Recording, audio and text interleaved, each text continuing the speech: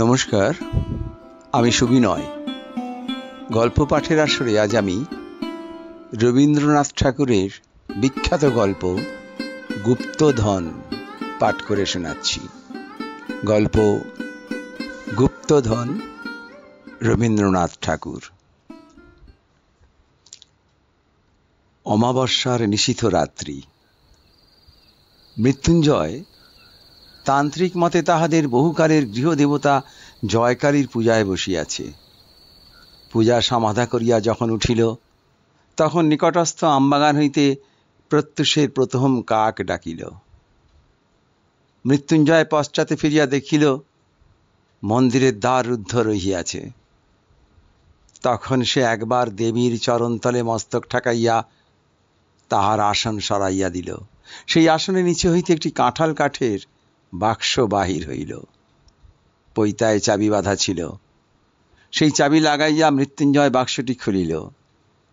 খুলিবা মাত্রই চমকিয়া উঠিয়া মাথায় করাঘাত করিল। মৃত্যুঞ্জয়ের অন্দরের বাগান প্রাচীন দিয়ে ঘেরা। সেই বাগানের এক প্রান্তে বড় বড় গাছের ছায়ায় অন্ধকারে এই ছোট মন্দিরটি। মন্দিরে জয়কালীর মূর্তি ছাড়া আর কিছুই নাই। তাহার প্রবেশদ্বার একটি মাত্র। মৃত্যুঞ্জয় বাক্সটি লইয়া অনেকক্ষণ নাড়াচাড়া করিয়া দেখিল। মৃত্যুঞ্জয় বাক্সটি খুলিবার পূর্বে তাহা বন্ধই ছিল, কেহ তাহা ভাঙে নাই। মৃত্যুঞ্জয় 10 বার করিয়া প্রতিমার চারিদিকে ঘুরিয়া হাতড়াইয়া দেখিল, কিছুই পাইল না। পাগলের মতো হইয়া মন্দিরের দ্বার খুলিয়া ফেলিল। তখন ভোরের আলো ফুটিতেছে। মন্দিরের চারিদিকে মৃত্যুঞ্জয় ঘুরিয়া ঘুরিয়া বৃথা আশ্বাসে খুঁজিয়া বেড়াইতে লাগিল। সকালবেলাকার আলোক যখন পরিস্ফুট হইয়া উঠিল, তখন সে বাহিরের চণ্ডীমণ্ডপে আসিয়া মাথায় হাত দিয়া বসিয়া ভাবিতে লাগিল। সমস্ত রাত্রি অনিদ্রার পর ক্লান্ত শরীরে একটু তন্দ্রা আসিয়াছে। এমন সময় হঠাৎ চমকিয়া উঠিয়া শুনিল, জয় হোক বাবা। সম্মুখে প্রাঙ্গণে এক জটাজুটধারী সন্ন্যাসী। মৃত্যুঞ্জয় ভক্তিভরে তাহাকে প্রণাম করিল। সন্ন্যাসী তাহার মাথায় হাত দিয়া আশীর্বাদ করিয়া কহিলেন, বাবা, তুমি মনের মধ্যে বৃথা শোক করিতেছ। শুনিয়া মৃত্যুঞ্জয় আশ্চর্য হয়ে উঠিল। কহিল, আপনি অন্তর্যামী, নইলে আমার শোক কেমন করিয়া বুঝিলেন? আমি তো কাহাকেও কিছু বলি নাই। সন্ন্যাসী কহিলেন, বৎস, আমি বলিতেছি, তোমার যাহা হারাইয়াছে সেই জন্য তুমি আনন্দ করো, শোক করিও না। মৃত্যুঞ্জয় তাহার 2 পা জড়াইয়া ধরিয়া কহিল, আপনি তপতে সমস্তই জানিয়াছেন, কেমন করিয়া হারাইয়াছে, কোথায় গেলে ফিরিয়া পাইব, তাহা না বলিলে আমি আপনার চরণ ছাড়িব না। সন্ন্যাসী কহিলেন, আমি যদি তোমার অমঙ্গল কামনা করিতাম তবে বলিতাম, কিন্তু ভগবতী দয়া করিয়া যাহা হরণ করিয়াছেন সেই জন্য শোক করিও না। মৃত্যুঞ্জয় সন্ন্যাসীকে প্রসন্ন করিবার জন্য সমস্ত দিন বিবিধ উপচারে তাহাকে সেবা করিল। পরদিন প্রত্যুষে নিজের গুহা লইতে লোটা ভরিয়া সফিন দুগ্ধ লইয়া আসিয়া দেখিল সন্ন্যাসী নাই।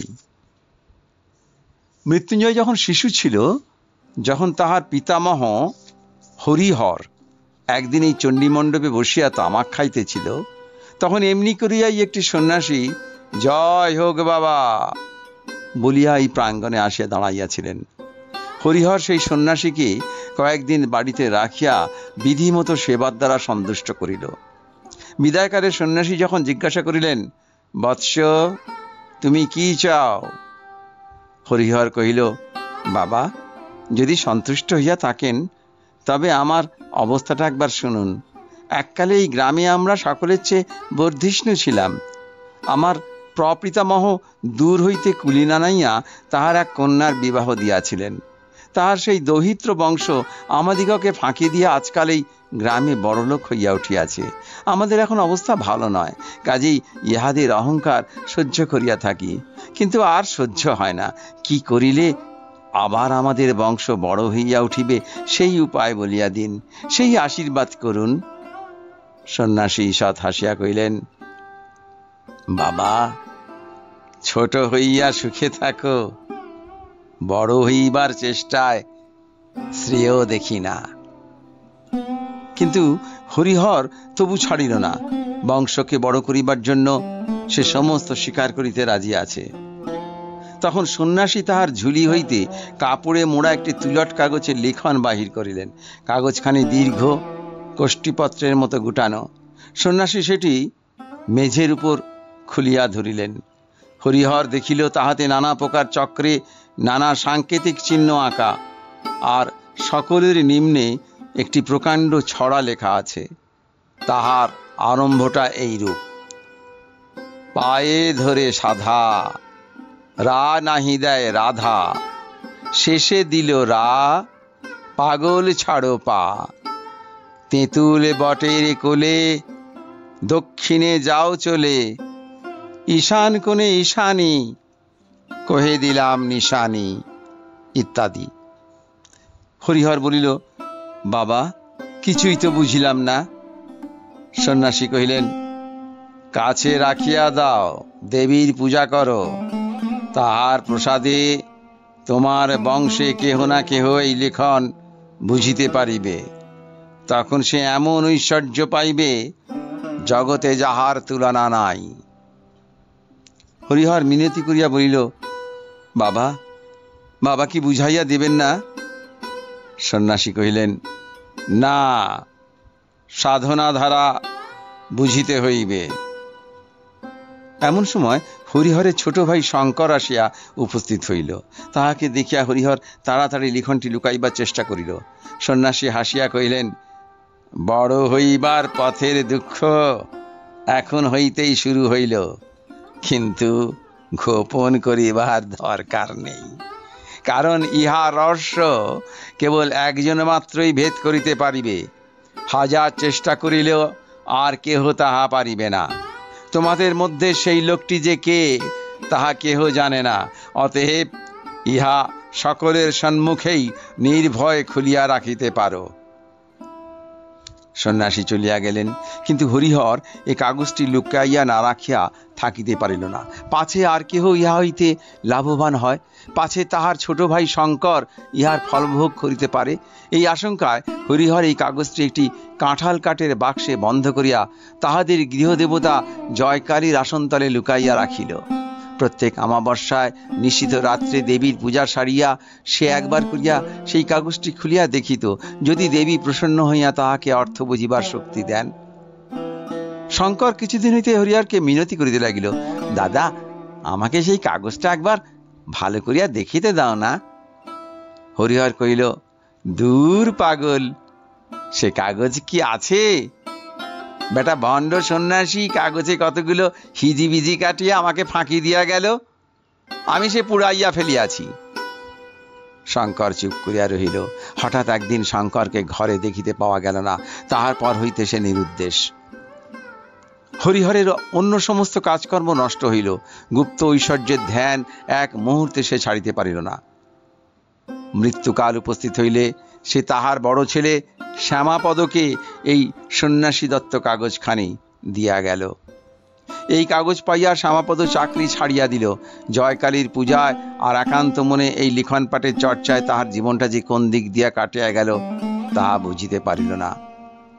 মৃত্যুঞ্জয় শ্যামাপদর বড় ছেলে। পিতার মৃত্যুর পর সে সেই সন্ন্যাসী দত্ত গুপ্ত লিখনের অধিকারী হইয়াছে। তাহার অবস্থা উত্তরোত্তর যতই হীন হইয়া আসিতে লাগিল, ততই অধিকতর আগ্রহের সহিত ওই কাগজখানির প্রতি তাহার সমস্ত চিত্ত নিবিষ্ট হইল।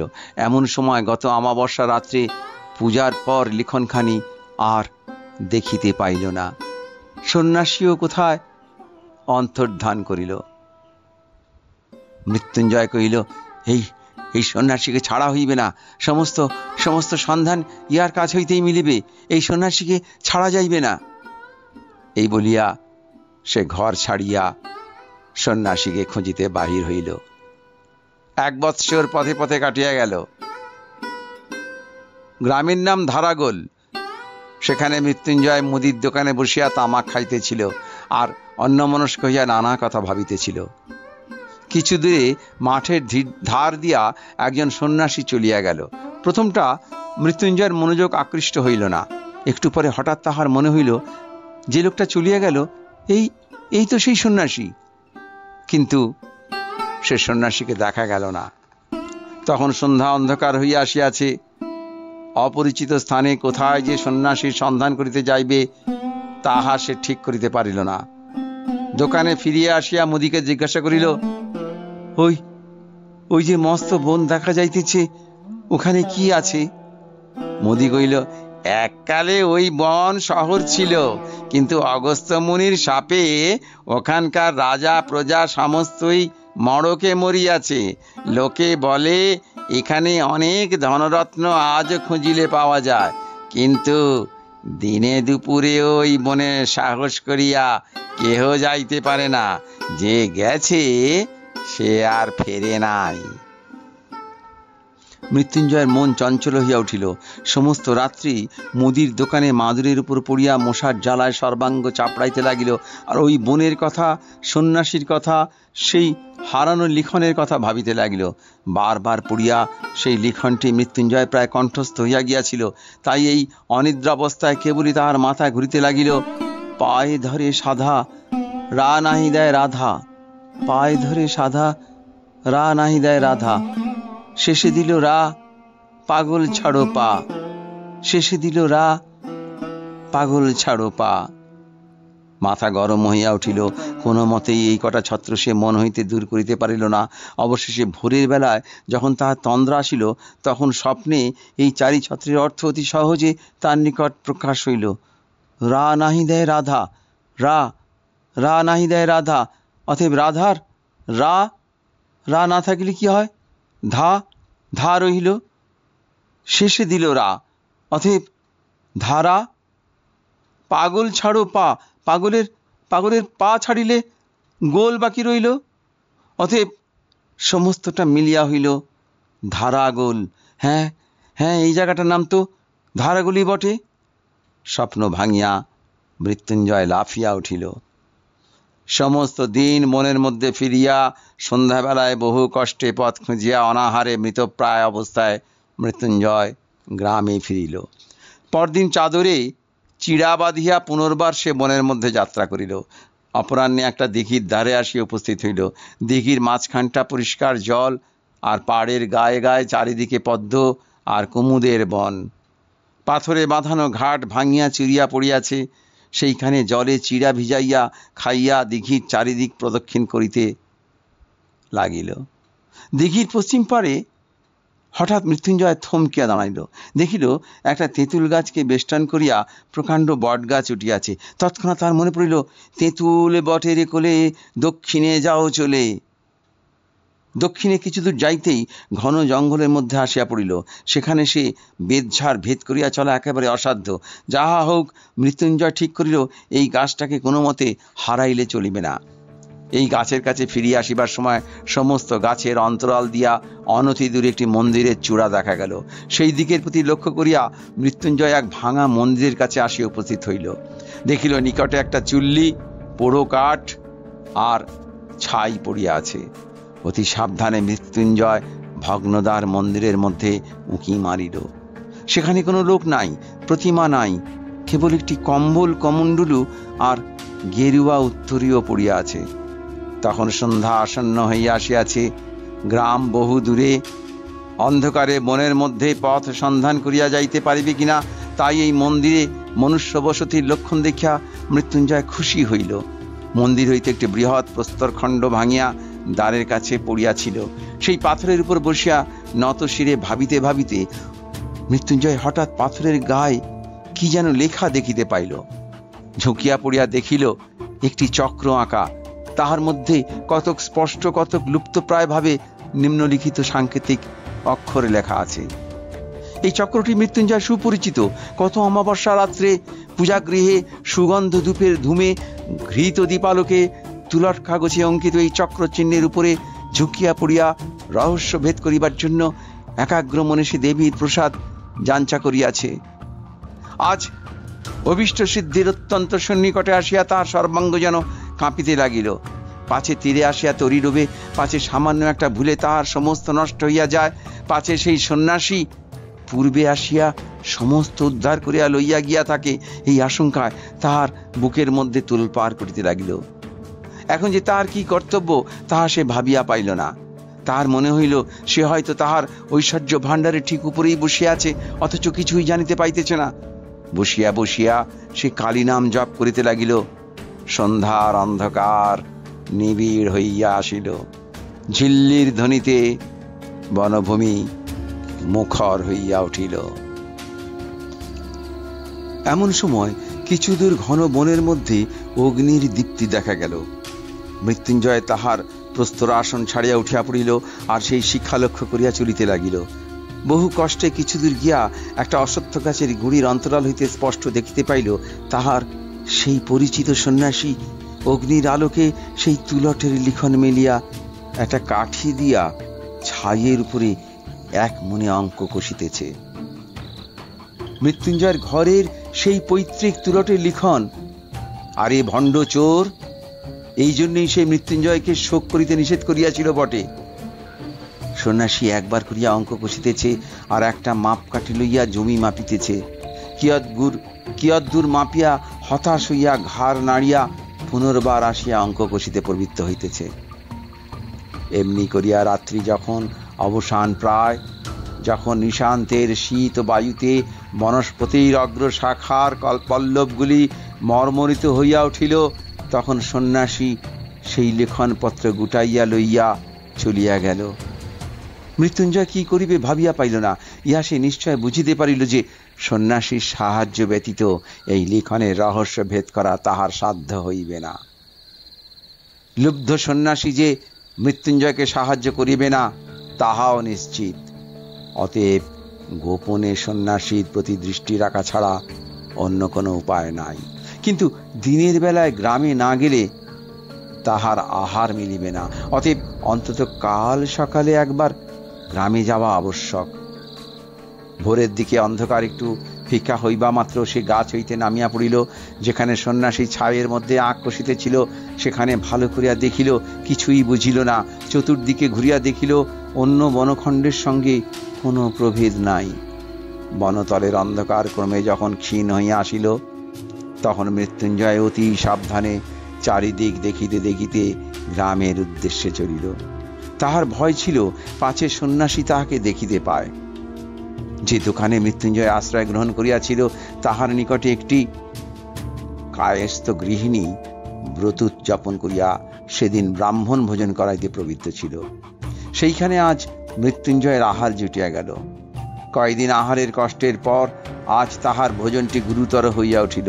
সেই গুরু ভোজনের পর যেমন তামাকটি খাইয়া দোকানের মাদুরটিতে একবার গড়াইয়া লইবার ইচ্ছা করিল, অমনি গত রাত্রির অনিদ্রাকাতর মৃত্যুঞ্জয় ঘুমে আচ্ছন্ন হইয়া পড়িল। মৃত্যুঞ্জয় স্থির করিয়াছিল আজ সকাল সকাল আহার আদি করিয়া যথেষ্ট বেলা থাকিতে বাহির হইবে। ঠিক তাহার উল্টো হইল। যখন তাহার নিদ্রা ভঙ্গ হইল তখন সূর্য অস্ত গিয়াছে। তবু মৃত্যুঞ্জয় থামিল না। অন্ধকারেই বনের মধ্যে সে প্রবেশ করিল। দেখিতে দেখিতে রাত্রি ঘনীভূত হইয়া আসিল। গাছের ছায়ার মধ্যে দৃষ্টি আর চলে না। জঙ্গলের মধ্যে পথ অবরুদ্ধ হইয়া যায়। মৃত্যুঞ্জয় যে কোন দিকে কোথায় যাইতেছে তাহা কিছুই ঠাহর পাইল না। রাত্রি যখন অবসান হইল তখন দেখিল সমস্ত রাত্রি সে বনের প্রান্তে একই জায়গায় ঘুরিয়া ঘুরিয়া বেড়াইতেছে। কাকের দল কা কা শব্দে গ্রামের দিকে উড়িল। এই শব্দ মৃত্যুঞ্জয়ের কানে ব্যঙ্গপূর্ণ ধিক্কার বাক্যের মতো শোনাইল। গণনায় বারংবার ভুল, আর সেই ভুল সংশোধন করিতে করিতে অবশেষে সন্ন্যাসী সুরঙ্গের পথ আবিষ্কার করিয়াছেন। সুরঙ্গের মধ্যে মশাল লইয়া তিনি প্রবেশ করিলেন। বাঁধানো ভিত্তির গায়ে সাতটা পড়িয়াছে, মাঝে মাঝে এক এক জায়গায় জল চুইয়া পড়িতেছে, স্থানে স্থানে কতকগুলো ভেক গায়ে গায়ে স্তূপাকার হইয়া নিদ্রা দিতেছে। এই পিছল পথ দিয়া কিছু দূর যাইতেই সন্ন্যাসী দেখিলেন সম্মুখে দেওয়াল উঠিয়াছে, পথ অবরুদ্ধ। কিছুই বুঝিতে পারিলেন না। দেয়ালে সর্বত্র লৌহদণ্ড দিয়া সবলে আঘাত করিয়া দেখিলেন কোথাও ফাঁকা আওয়াজ দিতেছে না, কোথাও রন্ধ্র নাই। এই পথটার যে এইখানে শেষ তাহা নিঃসন্দেহ। আবার সেই কাগজ খুলিয়া মাথায় হাত দিয়া বসিয়া ভাবিতে লাগিলেন, সে রাত্রি এমনি করিয়া কাটিয়া গেল। পরদিন পুনর্বার গণনা করিয়া সুরঙ্গে প্রবেশ করিলেন। সেদিন গুপ্ত সংকেত অনুসরণ পূর্বক একটি বিশেষ স্থান হইতে পাথর খসাইয়া এক শাখা পথ আবিষ্কার করিলেন। সেই পথে চলিতে চলিতে আবার এক জায়গায় পথ অবরুদ্ধ হইয়া গেল। অবশেষে পঞ্চম রাত্রে সুরঙ্গের মধ্যে প্রবেশ করিয়া সন্ন্যাসী বলিয়া উঠিলেন, আজ আমি পথ পাইয়াছি, আজ আমার কোনো মতেই ভুল হইবে না। পথ অত্যন্ত জটিল, তাহার শাখা প্রশাখার অন্ত নাই। কোথাও এত সংকীর্ণ যে গুঁড়ি মানিয়া যাইতে হয়। বহু যত্নে মশাল ধরিয়া চলিতে চলিতে সন্ন্যাসী একটা গোলাকার ঘরের মতো জায়গায় আসিয়া পৌঁছিলেন। সেই ঘরের মাঝখানে একটা বৃহৎ ইদারা। মশালের আলোকে সন্ন্যাসী তাহার তল দেখিতে পাইলেন না। ঘরের ছাদ হইতে একটা মোটা প্রকাণ্ড লৌহ শৃঙ্খল ইদারার মধ্যে নামিয়া গেছে। সন্ন্যাসী প্রাণপণ বলে ঠেকিয়া সেই শৃঙ্খলটাকে অল্প একটুখানি নাড়াইবা মাত্র ঠং করিয়া একটা শব্দ ইদারার গহ্বর হইতে উত্থিত হইয়া ঘরময় প্রতিধ্বনিত হইতে লাগিল। সন্ন্যাসী উচ্চস্বরে বলিয়া উঠিল, পাইয়াছি, পাইয়াছি।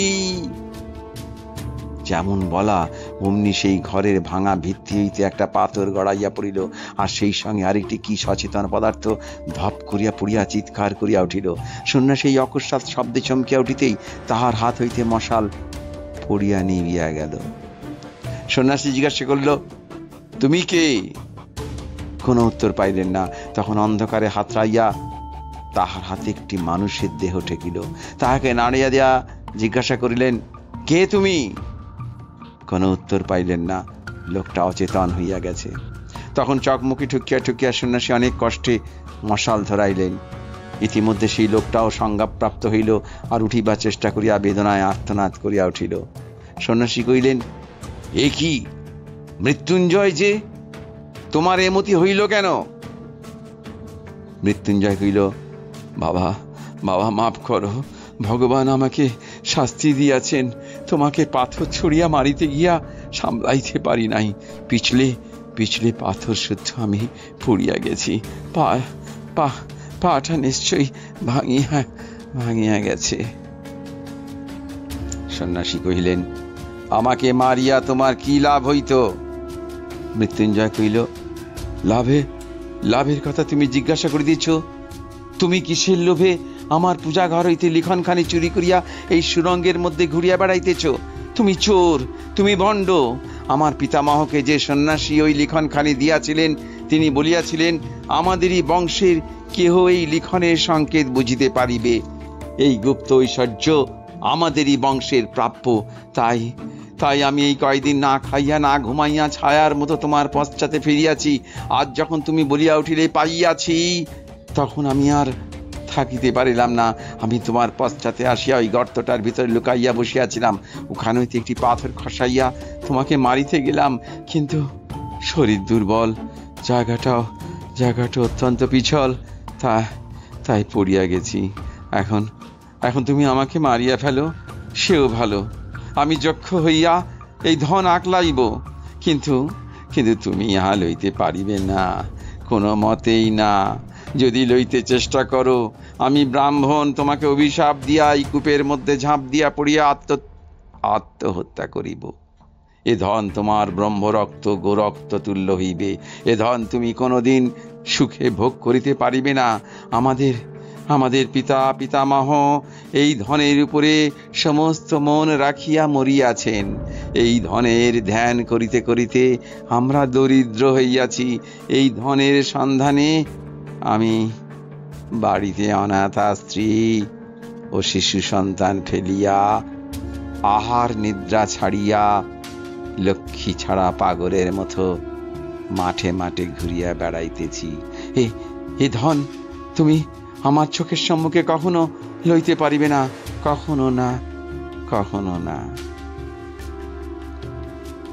সন্ন্যাসী কহিলেন, মৃত্যুঞ্জয়, তবে শোনো, সমস্ত কথা তোমাকে বলি। তুমি জানো তোমার পিতামহের এক কনিষ্ঠ সহোদর ছিল, তার নাম ছিল শঙ্কর। মৃত্যুঞ্জয় কহিল, হ্যাঁ, তিনি নিরুদ্দেশ হইয়া বাহির হইয়া গিয়াছেন। সন্ন্যাসী কহিলেন, আমি সেই শঙ্কর। মৃত্যুঞ্জয় হতাশ হইয়া দীর্ঘ নিঃশ্বাস ফেলিল। এতক্ষণ এই গুপ্তধনের উপর তাহার যে একমাত্র দাবি সে সাব্যস্ত করিয়া বসিয়াছিল, তাহারই বংশের আত্মীয় আসিয়া সে দাবি নষ্ট করিয়া দিল। শঙ্কর কহিলেন, দাদা সন্ন্যাসীর নিকট হইতে লিখন পাইয়া অবধি আমার কাছে তাহা বিধিমতে লুকাইবার চেষ্টা করিতেছিলেন, কিন্তু তিনি যতই গোপন করিতে লাগিলেন আমার ঔৎসুক্য ততই বাড়িয়া উঠিল। তিনি দেবীর আসনের নিচে বাক্সের মধ্যে ওই লিখনখানি লুকাইয়া রাখিয়াছিলেন। আমি তাহার সন্ধান পাইলাম, আর দ্বিতীয় চাবি বানাইয়া প্রতিদিন অল্প অল্প করিয়া সমস্ত কাগজখানা নকল করিতে লাগিলাম। যেদিন নকল শেষ হইল সেই দিনই আমি এই ধনের সন্ধানে ঘর ছাড়িয়া বাহির হইলাম। আমারও ঘরে অনাথা স্ত্রী এবং একটি শিশু সন্তান ছিল। আজ তাহারা কেহ বাঁচে নাই। কত দেশ দেশান্তরে ভ্রমণ করিয়াছি, তাহা বিস্তারিত বর্ণনার প্রয়োজন নাই। সন্ন্যাসী দত্ত এই লেখন নিশ্চয়ই কোন সন্ন্যাসী আমাকে বুঝাইয়া দিতে পারিবেন, এই মনে করিয়া অনেক সন্ন্যাসীর আমি সেবা করিয়াছি। অনেক ভণ্ড সন্ন্যাসী আমার ওই কাগজের সন্ধান পাইয়া তাহা হরণ করিবার চেষ্টা করিয়াছে। এইরূপে কত বৎসরের পর বৎসর কাটিয়াছে। আমার মনে এক মুহূর্তের জন্য সুখ ছিল না, শান্তি ছিল না। অবশেষে পূর্ব জন্মার্জিত পুণ্যের ফলে কুমায়ুন পর্বতে বাবা স্বরূপানন্দ স্বামীর সঙ্গ পাইলাম। তিনি আমাকে বলিলেন, বাবা, তৃষ্ণা দূর করো, তাহা হইলেই বিশ্বব্যাপী অক্ষয় সম্পদ আপনি তোমাকে ধরা দিবেন। তিনি আমার মনের দাহ জুড়াইয়া দিলেন। তাহার প্রসাদে আকাশের আলোক আর ধরনের শ্যামলতা আমার কাছে রাজ সম্পদ হইয়া উঠিল। একদিন পর্বতের শিলাতলে শীতের সায়ান্নে পরমহংস বাবার ধুনিতে আগুন জ্বলিতেছিল। সেই আগুনে আমার কাগজখানা সমর্পণ করিলাম। বাবা ঈষৎ একটু হাসিলেন। সে হাসির অর্থ তখন বুঝি নাই, আজ বুঝিয়াছি। তিনি নিশ্চয়ই মনে মনে বলিয়াছিলেন, কাগজখানা ছাই করিয়া ফেলা সহজ, কিন্তু বাসনা এত সহজে ভস্মসাৎ হয় না। কাগজখানা যখন কোনো চিহ্ন রইল না, তখন আমার মনের চারিদিক হইতে একটা নাগপাশ বন্ধন যেন সম্পূর্ণরূপে খুলিয়া গেল। মুক্তির অপূর্ব আনন্দে আমার চিত্ত পরিপূর্ণ হইয়া উঠিল। আমি মনে করিলাম, এখন হইতে আমার আর কোনো ভয় নাই, আমি জগতের কিছু চাই না। ইহার অনতিকাল পরে পরমহংস বাবার সঙ্গ হইতে চ্যুত হইলাম। তাহাকে অনেক খুঁজিলাম, কোথাও তার দেখা পাইলাম না। আমি তখন সন্ন্যাসী হইয়া নিরাসক্ত চিত্তে ঘুরিয়া বেড়াইতে লাগিলাম। অনেক বৎসর কাটিয়া গেল, সেই লিখনের কথা প্রায় ভুলিয়াই গেলাম। এমন সময় একদিন এই ধারাগুলের বনের মধ্যে প্রবেশ করিয়া একটি ভাঙা মন্দিরের মধ্যে আশ্রয় লইলাম। দু একদিন থাকিতে থাকিতে দেখিলাম মন্দিরের ভিতে স্থানে স্থানে নানা প্রকার চিহ্ন আঁকা আছে। এই চিহ্নগুলি আমার পূর্ব পরিচিত। এককালে বহুদিন যাহার সন্ধানে ফিরিয়াছিলাম, তাহার যে নাগাল পাওয়া যাইতেছে তাহাতে আমার সন্দেহ রইল না। আমি কহিলাম, এখানে আর থাকা যাইবে না, এ বন ছাড়িয়া চলিলাম। কিন্তু ছাড়িয়া যাওয়া ঘটিল না। মনে হইল দেখাই যাক না কি আছে। কৌতূহল একেবারে নিবৃত্ত করিয়া যাওয়াই ভালো। চিহ্নগুলো লইয়া অনেক আলোচনা করিলাম, কোনো ফল হইল না। বারবার মনে হইতে লাগিল, কেন যে কাগজখানা তখন পুড়িয়া ফেলিয়েছিলাম, সেখানা রাখিলেই কি ক্ষতি ছিল। তখন আবার আমার সেই জন্মগ্রামে গেলাম, আমাদের পৈতৃক ভিটা। নিতান্ত দুরবস্থা দেখিয়া মনে করিলাম, আমি তো সন্ন্যাসী, আমার ধনরত্নে কোনো প্রয়োজন নাই, কিন্তু এই গরিবরা, এরা তো গৃহী। সেই গুপ্ত সম্পদ ইহাদের জন্য উদ্ধার করিয়া দিলে তাহাতে দোষ নাই। সেই লিখন কোথায় আছে জানিতাম। তাহা সংগ্রহ করা আমার পক্ষে কিছুমাত্র কঠিন হইল না। তাহার পর একটি বৎসর ধরিয়া এই কাগজখানা লইয়া এই নির্জন বনের মধ্যে গণনা করিয়াছি আর সন্ধান করিয়াছি। মনে আর কোনো চিন্তা ছিল না।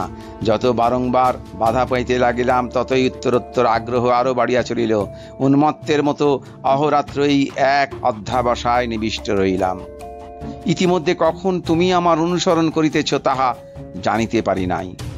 আমি সহজ অবস্থায় থাকিলে তুমি কখনোই নিজেকে আমার কাছে গোপন রাখিতে পারিতে না, কিন্তু আমি তন্ময় হইয়াছিলাম, বাহিরের ঘটনা আমার দৃষ্টি আকর্ষণ করিত না। তাহার পরে যাহা খুঁজিতেছিলাম, আজ এই মাত্র তাহা আবিষ্কার করিয়াছি। এখনো এখানে যাহা আছে, পৃথিবীতে কোনো রাজেশ্বরের ভাণ্ডারেও এত ধন নাই, আর একটি মাত্র সংকেত ভেদ করিলেই সেই ধন পাওয়া যাইবে। এই সংকেতটি সর্বাপেক্ষা দুরূহ, কিন্তু এই সংকেত আমি মনে মনে ভেদ করিয়াছি, সেই জন্যই পাইয়াছি বলিয়া মনের উল্লাসে চিৎকার করিয়া উঠিয়াছিলাম। যদি ইচ্ছা করি তবে আর এক দণ্ডের মধ্যে সেই স্বর্ণ মাণিক্যের ভাণ্ডারের মাঝখানে গিয়া দাঁড়াইতে পারি। মৃত্যুঞ্জয় শঙ্করের পা জড়াইয়া ধরিয়া কহিল, তুমি সন্ন্যাসী, তোমার তো ধনের কোনো প্রয়োজন নাই, আমাকে সেই ভাণ্ডারের মধ্যে লইয়া যাও, আমাকে বঞ্চিত করিও না। শঙ্কর কহিলেন, আজ আমার শেষ বন্ধন মুক্ত হইয়াছে। তুমি যে ওই পাথর ফেলিয়া আমাকে মারিবার জন্য উদ্যত হইয়াছিলে, তাহার আঘাত আমার শরীরে লাগে নাই, কিন্তু তাহা আমার মহাবরণকে ভেদ করিয়াছে। তৃষ্ণার করাল মূর্তি আজ আমি দেখিলাম। আমার গুরু পরমহংসদেবের নিগূঢ় প্রশান্ত হাস্য এতদিনে আমার অন্তরের কল্যাণ দ্বীপে অনির্বাণ আলোক শিখা জ্বালাইয়া তুলিল। মৃত্যুঞ্জয় শঙ্করের পা ধরিয়া পুনরায় কাতর স্বরে কহিল, তুমি তুমি মুক্ত পুরুষ, আমি তো মুক্ত নই, আমি মুক্তি চাই না, আমাকে এই ঐশ্বর্য হইতে বঞ্চিত করিতে পারিবে না। সন্ন্যাসী কহিলেন, বৎস, তবে তুমি তোমার এই লেখনটি লও, যদি ধন খুঁজিয়া লইতে পারো তবে লইও। এই বলিয়া তাহার যষ্টি ও লিখনপত্র মৃত্যুঞ্জয়ের কাছে রাখিয়া সন্ন্যাসী চলিয়া গেলেন। মৃত্যুঞ্জয় কহিল, আমাকে দয়া করো, আমাকে ফেলিয়া যাইও না, আমাকে দেখাইয়া দাও। কোনো উত্তর পাইল না। তখন মৃত্যুঞ্জয় যষ্টির উপর ভর করিয়া হাতড়াইয়া সুরঙ্গ হইতে বাহির হইবার চেষ্টা করিল, কিন্তু পথ অত্যন্ত জটিল, গোলক ধাঁধার মতো বারবার বাধা পাইতে লাগিল। অবশেষে ঘুরিয়া ঘুরিয়া ক্লান্ত হইয়া এক জায়গায় শুইয়া পড়িল এবং নিদ্রা আসিতে বিলম্ব হইল না। ঘুম হইতে যখন জাগিল, তখন রাত্রি কি দিন কি কত বেলা তাহা জানিবার কোনো উপায় ছিল না। অত্যন্ত ক্ষুধা। মৃত্যুঞ্জয় চাদর হইতে চিড়া খুলিয়া খাইল। তাহার পর আর একবার হাতড়াইয়া সুরঙ্গ হইতে বাহির হইবার পথ খুঁজিতে লাগিল। নানা স্থানে বাধা পাইয়া বসিয়া পড়িল। তখন চিৎকার করিয়া ডাকিল, ওগো সন্ন্যাসী, ওগো সন্ন্যাসী, তুমি কোথায়? তাহার সেই ডাক সুরঙ্গের সমস্ত শাখা প্রশাখা হইতে বারংবার প্রতিধ্বনিত হইতে লাগিল। অনতি দূর হইতে উত্তর আসিল, আমি তোমার নিকটেই আছি, কি চাও বলো। মৃত্যুঞ্জয় কাতর স্বরে কহিল, কোথায় কোথায় ধন আছে, আমাকে দয়া করিয়া দেখাইয়া দাও। তখন আর কোনো সাড়া পাওয়া গেল না। মৃত্যুঞ্জয় বারংবার ডাকিল, কোনো সাড়া পাইল না। দণ্ড প্রহরের দ্বারা অবিভক্ত এই ভূতলগত চিররাত্রির মধ্যে মৃত্যুঞ্জয় আর একবার ঘুমাইয়া লইল। ঘুম হইতে আবার সেই অন্ধকারের মধ্যে জাগিয়া উঠিল। চিৎকার করিয়া ডাকিল, ওগো, আছো কি তুমি? নিকট হইতে উত্তর পাইল, এইখানেই আছি, কি চাও? মৃত্যুঞ্জয় কহিল, আমি আর কিছু চাই না, আমাকে এই সুরঙ্গ হইতে উদ্ধার করিয়া লইয়া যাও। সন্ন্যাসী জিজ্ঞাসা করিলেন, তুমি ধন চাও না? মৃত্যুঞ্জয় কহিল, না না, চাই না। তখন চকমকি ঠোকার শব্দ উঠিল এবং কিছুক্ষণ পরে আলো জ্বলিল। সন্ন্যাসী কহিলেন, তবে এসো মৃত্যুঞ্জয়, এই সুরঙ্গ হইতে বাহিরে যাই। মৃত্যুঞ্জয় কাতর স্বরে কহিল, বাবা বাবা, নিতান্তই কি সমস্ত ব্যর্থ হইবে? এত কষ্টের পরেও ধন কি পাইব না? তৎক্ষণাৎ মশাল নিভিয়া গেল। মৃত্যুঞ্জয় কহিল, কি নিষ্ঠুর বলিয়া সেইখানে বসিয়া পড়িয়া ভাবিতে লাগিল। সময়ের কোনো পরিমাণ নাই, অন্ধকারের কোনো অন্ত নাই। মৃত্যুঞ্জয়ের ইচ্ছা করিতে লাগিল তাহার সমস্ত শরীর মনের বলে এই অন্ধকারটাকে ভাঙিয়া চূর্ণ করিয়া ফেলে। আলোক আকাশ আর বিশ্ব ছবির বৈচিত্র্যের জন্য তাহার প্রাণ ব্যাকুল হইয়া উঠিল। কহিল, ওগো সন্ন্যাসী, ওগো নিষ্ঠুর সন্ন্যাসী, আমি ধন চাই না, আমাকে উদ্ধার করো। সন্ন্যাসী কহিলেন, ধন চাও না? তবে আমার হাত ধরো, আমার সঙ্গে চলো। এবার আর আলো জ্বলিল না। এক হাতে যষ্টি ও এক হাতে সন্ন্যাসীর উত্তরীয় ধরিয়া মৃত্যুঞ্জয় ধীরে ধীরে চলিতে লাগিল। বহুক্ষণ ধরিয়া অনেক আঁকা বাঁকা পথ দিয়া অনেক ঘুরিয়া ফিরিয়া এক জায়গায় আসিয়া সন্ন্যাসী কহিলেন, দাঁড়াও। মৃত্যুঞ্জয় দাঁড়াইল। তাহার পরে একটা মরিচা পড়া লোহার দ্বার খোলার উৎকট শব্দ শোনা গেল। সন্ন্যাসী মৃত্যুঞ্জয়ের হাত ধরিয়া বলিলেন, এসো। মৃত্যুঞ্জয় অগ্রসর হইয়া যেন একটা ঘরে প্রবেশ করিল। তখন আবার চকমকি ঠোকার শব্দ শোনা গেল। কিছুক্ষণ পর যখন মশাল জ্বলিয়া উঠিল, তখন কি আশ্চর্য দৃশ্য! চারিদিকে দেয়ালের গায়ে মোটা মোটা সোনার পাত, ভূগর্ভ রুদ্ধ কঠিন সূর্যালোক পুঞ্জের মতো স্তরে স্তরে সজ্জিত। মৃত্যুঞ্জয় চোখ দুটো জ্বলিতে লাগিল। সে পাগলের মতো বলিয়া উঠিল, এ সোনা আমার, এ সোনা আমার, এ আমি কোনো মতেই ফিরিয়া যাইতে পারিব না। সন্ন্যাসী বলিলেন, আচ্ছা, ফেলিয়া যাইও না। এই মশাল রহিল, আর এই ছাতু, চিড়া আর বড় এক ঘটি জল রাখিয়া গেলাম। দেখিতে দেখিতে সন্ন্যাসী বাহির হইয়া আসিলেন, আর এই স্বর্ণ ভাণ্ডারে লৌহদ্বারে কপাট পড়িল।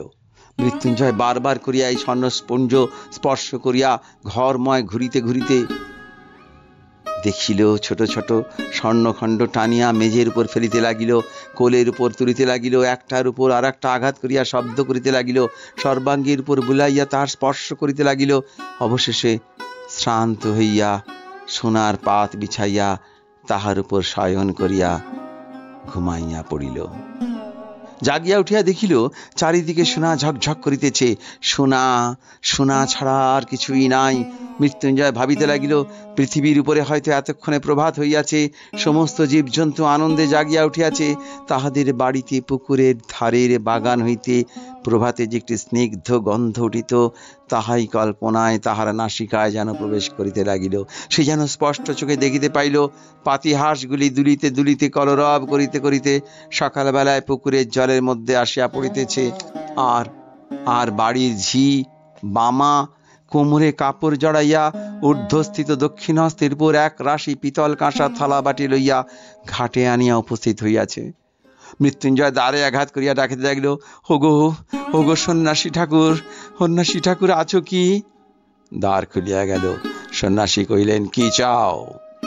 মৃত্যুঞ্জয় কহিল, আমি আমি বাইরে যাইতে চাই, আমি বাইরে যাইতে চাই, কিন্তু কিন্তু সঙ্গেই সোনার দুটো একটা পাতও কি লইয়া যাইতে পারিব না?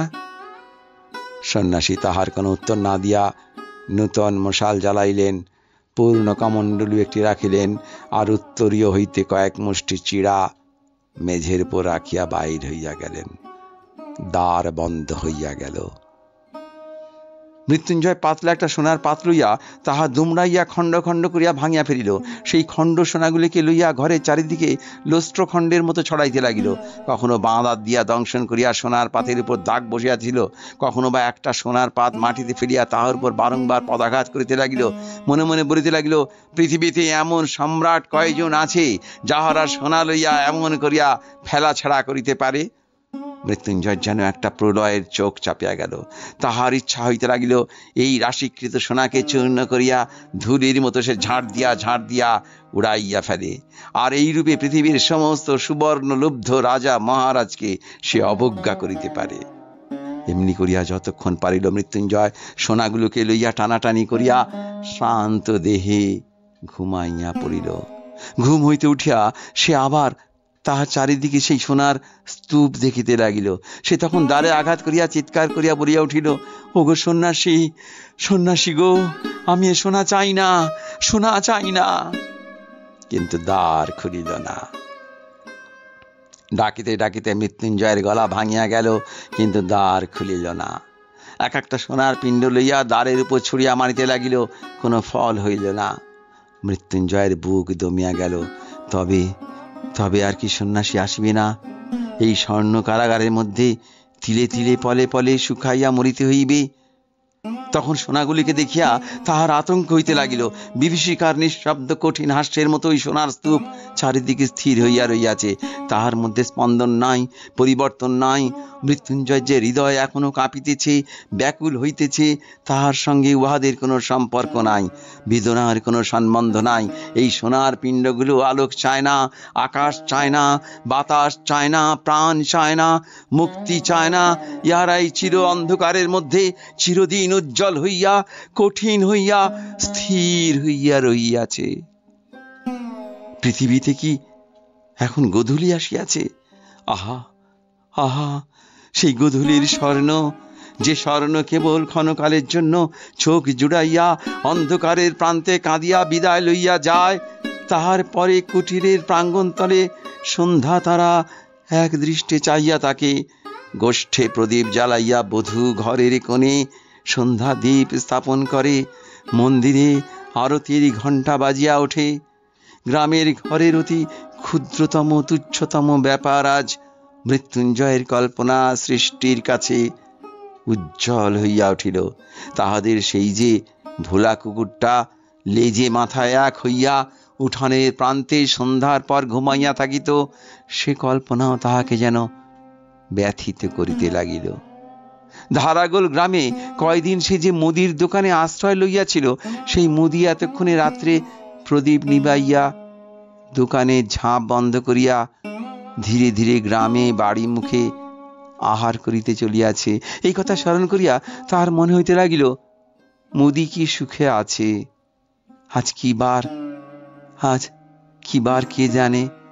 যদি রবিবার হয়, তবে এতক্ষণে হাটের লোক যে যার আপন আপন বাড়ি ফিরিতেছে, সঙ্গচ্যুত সাথীকে ঊর্ধ্বস্বরে ডাক পাড়িতেছে, দল বাঁধিয়া খেয়া নৌকায় পার হইতেছে, মেঠো রাস্তা ধরিয়া শস্যক্ষেত্রে আল বাহিয়া পল্লীর শুষ্ক বংশপত্র খচিত অঙ্গন পার্শ্ব দিয়া চাষি লোক হাতে দুটো একটা মাছ ঝুলাইয়া, মাথায় একটা চুপড়ি লইয়া, অন্ধকারে আকাশ ভরা তারার ক্ষীণ আলোকে গ্রামে গ্রামান্তরে চলিয়াছে। ধরণীর উপরিতলে এই বিচিত্র বৃহৎ চিরচঞ্চল জীবনযাত্রার মধ্যে তুচ্ছতম দীনতম লইয়া নিজের জীবন মিশাইবার জন্য শতস্তর মৃত্তিকা ভেদ করিয়া তাহার কাছে লোকালয়ের আহ্বান আসিয়া পৌঁছিতে লাগিল। সেই জীবন, সেই আকাশ, সেই আলোক পৃথিবীর সমস্ত মণিমাণিক্যে চেয়ে তাহার কাছে দুর্মূল্য বোধ হইতে লাগিল। তাহার মনে হইতে লাগিল, কেবল কেবল ক্ষণকালের জন্য একবার যদি আমার সেই শ্যামা জননী ধরিত্রীর ধূলিক্রোড়ে, সেই উন্মুক্ত আলোকিত নীলাম্বরের তলে, সেই তৃণপত্রের গন্ধবাসিত বাতাস বুক ভরিয়া একটি মাত্র শেষ নিঃশ্বাস গ্রহণ করিয়া মরিতে পারি, তাহা হইলেও জীবন সার্থক হয়। এমন সময় দ্বার খুলিয়া গেল। সন্ন্যাসী ঘরে প্রবেশ করিলেন। মৃত্যুঞ্জয়, কি চাও? সে বলিয়া উঠিল, আমি আর কিছুই চাই না। আমি এই সুরঙ্গ হইতে, অন্ধকার হইতে, গোলক ধাঁধা হইতে, এই সোনার গারদ হইতে বাহির হইতে চাই। আমি বাহির হইতে চাই। আমি আলোক চাই, আমি আকাশ চাই, আমি মুক্তি চাই, মুক্তি চাই। সন্ন্যাসী কহিলেন, এই সোনার ভাণ্ডারের চেয়ে মূল্যবান রত্ন ভাণ্ডার এখানে আছে, একবার যাইবে না?